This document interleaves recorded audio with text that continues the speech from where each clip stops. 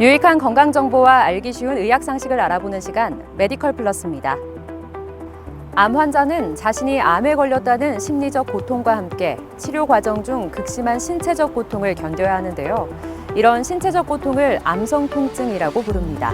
암성 통증은 암 환자의 삶의 질에 가장 큰 영향을 미치는 것으로 알려졌는데요.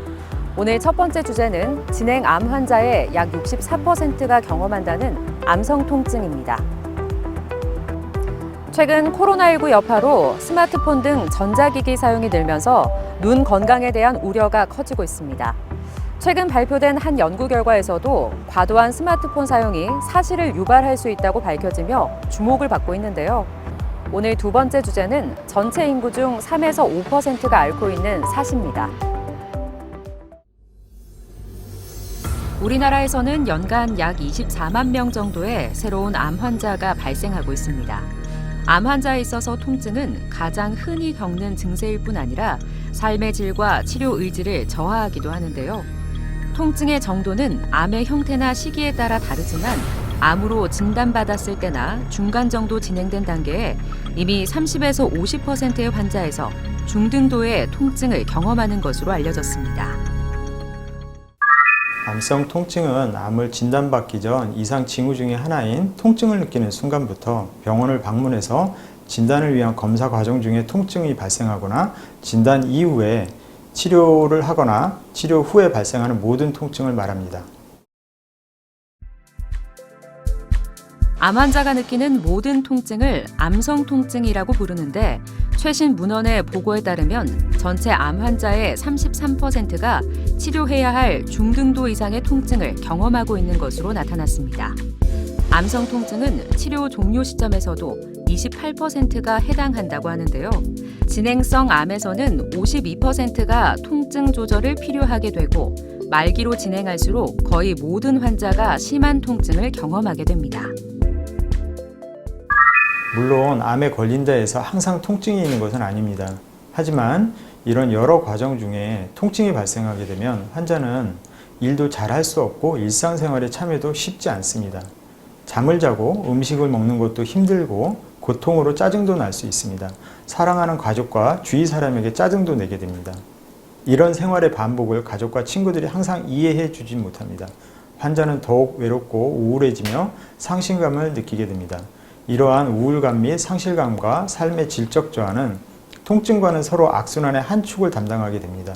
그러므로 통증의 적극적 관리를 하는 것은 살아있는 동안 환자의 삶의 의지뿐만 아니라 삶의 질적 향상도 도모할 수 있다는 것에서 중요하다 할 것입니다. 암성 통증을 일으키는 원인으로는 크게 종양, 수술, 방사선 치료 등 암 치료, 치료에 의한 전신 쇠약, 환자가 가지고 있던 두통 등 기저질환을 들 수 있는데요. 이러한 통증 정도는 암의 종류나 진행 정도 등에 따라 각자 다르게 나타납니다. 암 덩어리가 증식하거나 방사선 치료, 수술 등으로 암 주변 조직이 손상되거나 암세포에서 염증 매개 물질이 분비되면서 통증을 인지하는 신경 섬유를 자극, 흥분시켜 몸의 통증이 유발되게 됩니다. 네, 암성 통증은 크게 임상적 양상에 따른 분류와 신경생리학적 분류로 나뉘어 볼 수 있습니다. 임상적 양상에 따른 분류법으로는 암이 신경이나 뼈 또는 장기를 침범하면서 통증이 유발되는 암 자체 통증이 있습니다. 항암요법이나 방사선 치료 중 발생할 수 있는 통증도 있는데 보통 항암제에 의한 말초신경의 병이 걸리면서 신경병증성 통증이 발생하는데 모든 항암제에 의해 다 발생하는 것은 아니므로 안심하셔도 됩니다. 두 번째 분류법은 신경생리학적 분류입니다. 피부나 근육, 뼈 부위의 압통 양상으로 표현되는 체성통과 복부 내장의 침입 및 압박에 의한 연관통 형식으로 나타나는 내장통으로 구분하는 통각 수용성 통증이 있고 신경에 만성적으로 통증이 발생해서 감각 이상증이나 이질통, 통각 과민증 등으로 표현하는 신경병증성 통증이 있습니다. 대부분의 암성 통증 환자는 위와 같은 모든 양상의 통증이 복합 다양하게 나타날 수 있습니다. 통증은 암 환자들이 겪는 가장 흔하면서도 고통스러운 증상 중 하나입니다. 암 환자의 통증은 만성적인 통증으로 지속해서 나타나는 특징이 있는데요. 하지만 70에서 90%의 환자에서는 만성적인 통증 외에 돌발성 통증이 함께 나타납니다. 연구 결과에 따르면 돌발성 통증은 만성 통증과 달리 뚜렷한 원인 없이 5에서 10분 정도의 짧은 시간 안에 급격하게 정점으로 치달아 평균 30에서 60분 정도 지속하고 매일 3에서 4회 정도의 빈도를 보입니다. 네, 만성 암성 통증을 치료하는 과정에서 간과해서는 안 될 통증이 바로 돌발성 통증입니다. 돌발성 암성 통증은 치료하는 과정에서 그림에서처럼 아주 짧은 시간에 통증이 유발된 후 사라지며 하루에 수회 정도의 횟수를 보이는 갑작스러운 통증 증가입니다. 원인은 스트레스, 질병 및 운동이나 기침과 같은 특정 상황에 발생하거나 환자가 복용하고 있는 진통제의 용량이 부족해 발생할 수 있습니다. 이러한 때에는 아주 빠르게 효과를 볼 수 있는 속효성 마약성 진통제나 기타 같은 정도의 마약성 진통제와의 병합요법으로 조절할 수 있도록 해야 합니다. 이러한 통증이 하루에 5회 이상 지속되거나 강도가 증가한다면 기존의 암성 통증 치료가 제대로 이루어지지 않는 것을 말하기 때문에 치료 약제의 변경 및 전체적인 치료 스케줄 변경도 고려해야 합니다. 강하게 돌발성 통증을 잡기 위해서 강한 마약성 진통제를 과량으로 사용하는 경우에는 환자에게 호흡억제나 과진정 작용이 발생할 수도 있습니다. 이는 다른 원인이 발생해서 새로운 통증이 발생했다는 것이 아닌 것을 의미합니다.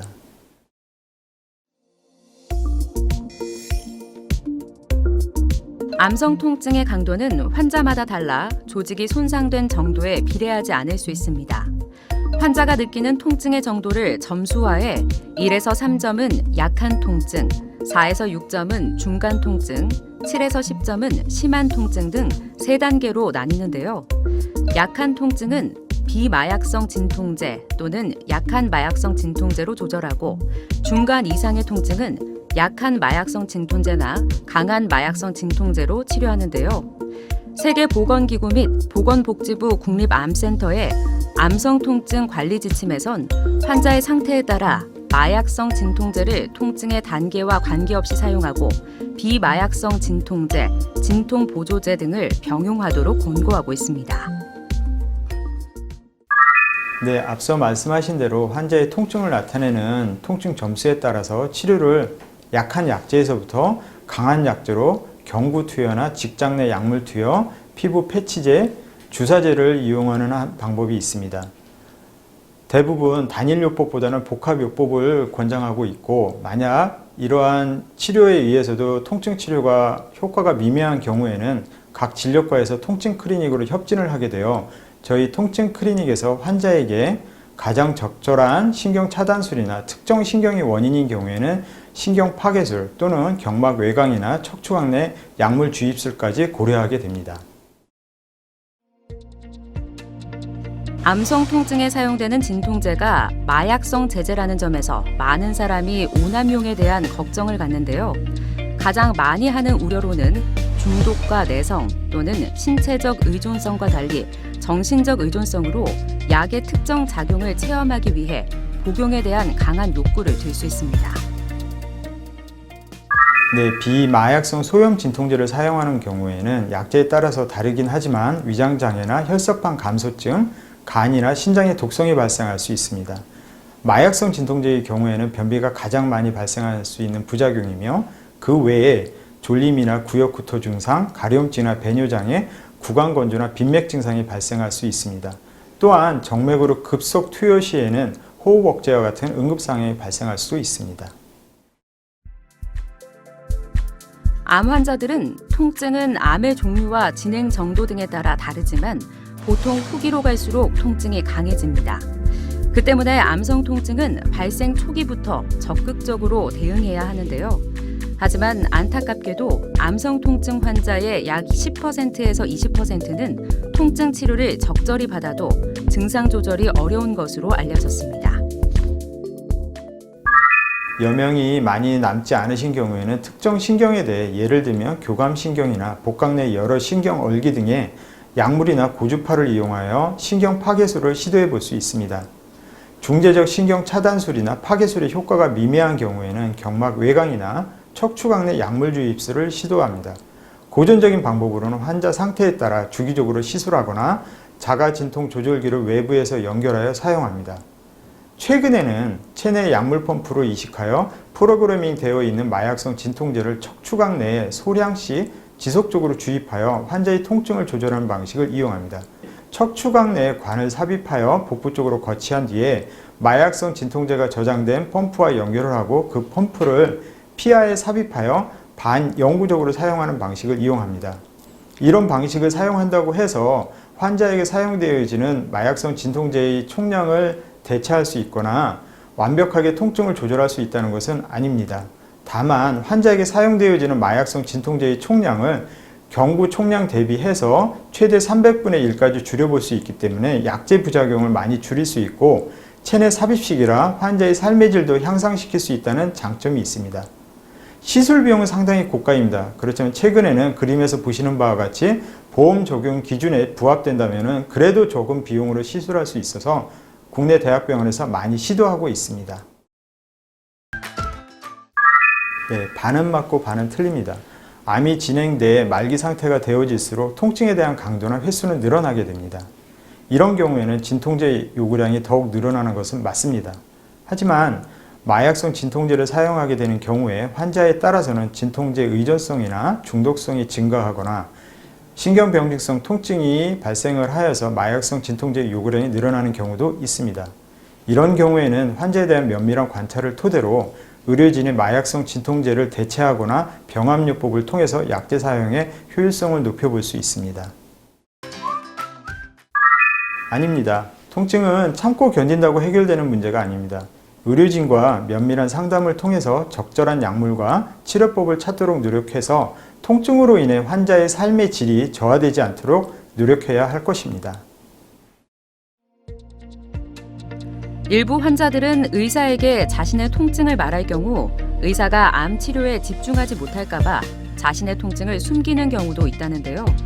하지만 오히려 통증을 조절하지 않고 방치하면 통증과 신체 기능의 저하 때문에 암 치료 스케줄에 잘 따라가지 못할 수 있습니다. 앞서 많은 치료법에 대해 설명을 드렸습니다. 최근에 약물도 많이 개발이 되었고 시술법도 많이 발전을 하였지만은 불행하게도 100% 암성 통증을 해결할 수는 없습니다. 그렇다 해서 참으라고만 할 수 있는 문제는 더더욱 아닙니다. 환자 본인 및 주변 사람들 모두가 힘든 생활을 이어나갈 수 있습니다. 최대한 통증을 줄여볼 수 있도록 환자 보호자분들은 힘을 내시고 의료진과 많은 대화를 이어나가시어 좀 더 나은 해결책을 찾으셨으면 합니다.